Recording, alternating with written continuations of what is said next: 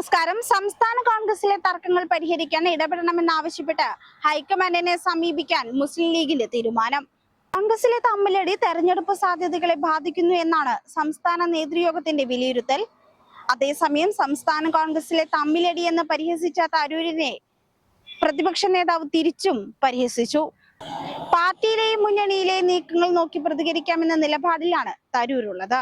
മുഖ്യമന്ത്രി പദത്തെ ചൊല്ലിയുള്ള വിവാദം, തരൂരിന്റെ ലേഖന വിവാദം തുടങ്ങിയ വിവാദങ്ങൾ പരിഹരിക്കാൻ സംസ്ഥാന നേതൃത്വം വേഗത്തിൽ ഇടപെട്ടില്ല എന്നതാണ് ലീഗിലെ പരാതി. അടിവെച്ച് UDFന്റെ മേൽക്കൈ കോൺഗ്രസ് കളയുമെന്ന ആശങ്കയിലാണ് ലീഗ്.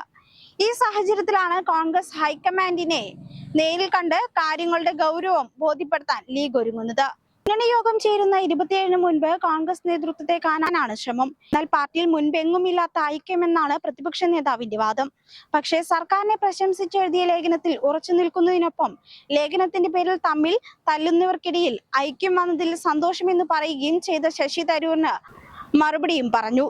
അടുത്ത അസ്വസ്ഥതയ്ക്കിടയിലാണ് തരൂർ സർക്കാരിനെ പ്രശംസിച്ച് ലേഖനം എഴുതിയിരിക്കുന്നത്.